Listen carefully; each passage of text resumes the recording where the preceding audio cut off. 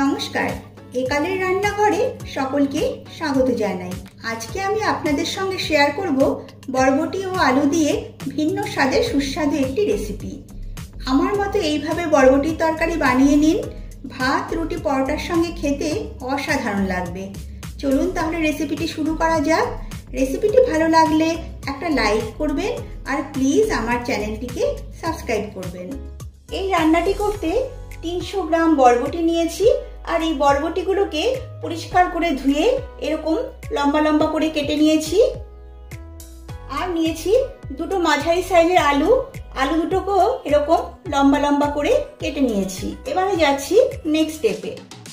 এদিকে গ্যাসে একটা প্যান বসিয়ে দিয়েছি এবং এতে 3 টেবিল চামচ সর্ষের তেল নিয়েছি। তেলটা ভালোভাবে গরম হয়ে গেছে। এখন এই তেলে আমি এই বরবটিগুলো ভেজে নিচ্ছি। দিচ্ছি সামান্য লবণ আর দিচ্ছি সামান্য হলুদ গুঁড়ো। এখন এই বরবটিগুলোকে হালকা ভেজে নেব। গ্যাসের ফ্লেম লো টু মিডিয়াম করে 2 মিনিটের জন্য আমি এটাকে ঢাকা দিচ্ছি, যাতে করে বরবটিগুলো একটু সেদ্ধ আর নরম হয়ে যায়। 2 মিনিট হয়ে গেছে, ঢাকনাটা এবার তুলে নিচ্ছি। ঢাকা দেওয়ার ফলে বরবটিগুলো বেশ নরম হয়ে গেছে। এবারে এই বরবটিগুলো তেল থেকে তুলে নিচ্ছি।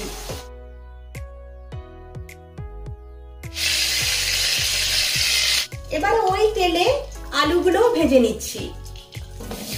দিচ্ছি সামান্য লবণ, 1 পিঞ্চ হলুদ গুঁড়ো।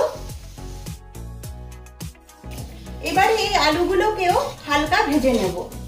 আবারও গ্যাসের ফ্লেম লো টু মিডিয়াম করে ঢাকা চাপা দিচ্ছি 2 মিনিটের জন্য, যাতে করে আলুগুলো সেদ্ধ আর নরম হয়ে যায়।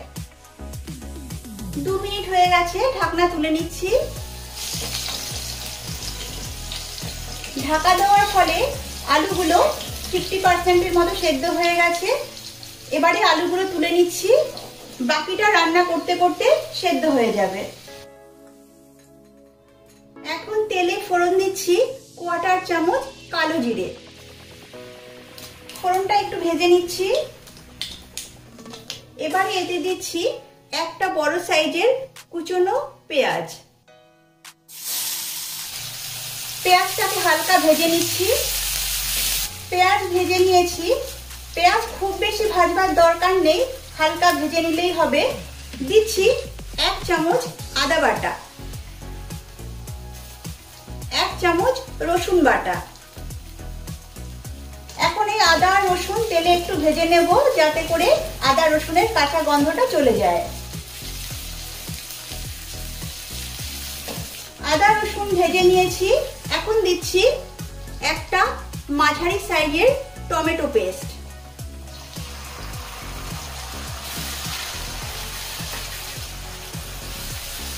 এবার তেলে একটু কষিয়ে নিচ্ছি। টমেটো পেস্ট দেওয়ার পর আরো কিছুক্ষণ কষিয়ে নিয়েছি। এবারে এতে কিছু গুঁড়ো মশলা অ্যাড করব। দিচ্ছি 1/2 চামচ জিরে গুঁড়ো, 1/2 চামচ ধনে গুঁড়ো। ঝালের জন্য দিচ্ছি লাল লঙ্কার গুঁড়ো। ঝালটা আপনারা আপনাদের পছন্দ অনুযায়ী দেবেন। আর কালারের জন্য দিচ্ছি 1/2 চামচ কাশ্মীরি লাল লঙ্কার গুঁড়ো। স্বাদ মতো লবণ, 1/4 চামচ হলুদ গুঁড়ো। আর মশলাগুলো কষানোর জন্য দিচ্ছি সামান্য জল। এবারে এই সমস্ত মশলা ভালো করে কষিয়ে নেব। গ্যাসের ফ্লেম লো টু মিডিয়াম করে 3-4 মিনিট আমি এই মশলাগুলোকে কষিয়ে নিয়েছি। দেখুন মশলা থেকে তেল রিলিজ করেছে, অর্থাৎ মশলা ভালোভাবে কষানো হয়ে গেছে। এখন এতে অ্যাড করছি ভেজে রাখা বরবটি আর দিচ্ছি ভেজে রাখা আলু। এবার বরবটি আর আলু সমস্ত মশলার সঙ্গে ভালো করে মিশিয়ে নিচ্ছি। এবারে অ্যাড করছি জল। আমি এখানে 1.5 কাপ জল অ্যাড করেছি। এবারে একটু নেড়ে চেড়ে দিচ্ছি। গ্রেভিটা ফুটে ওঠার জন্য ওয়েট করছি। গ্রেভি ফুটে উঠেছে। এবারে গ্যাসের ফ্লেম মিডিয়াম করে আমি 2-3 মিনিটের জন্য ঢাকা চাপা দিচ্ছি, যাতে করে বরবটি আর আলু ভালোভাবে সেদ্ধ হয়ে যায়। যদিও বরবটি আর আলু আগে থেকেই ভেজে রাখা আছে, তাই বাকিটা সেদ্ধ হতে বেশি সময় লাগবে না। 3 মিনিট হয়ে গেছে, ঢাকনাটা তুলে নিচ্ছি।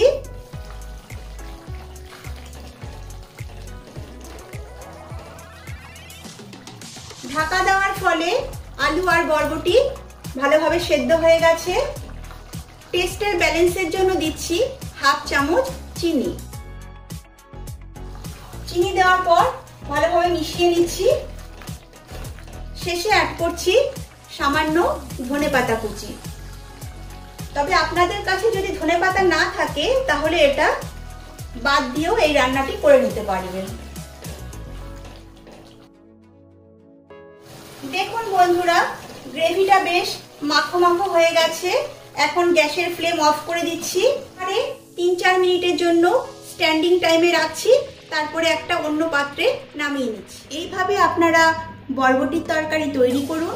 আশা করি সকলের ভীষণ ভালো লাগবে।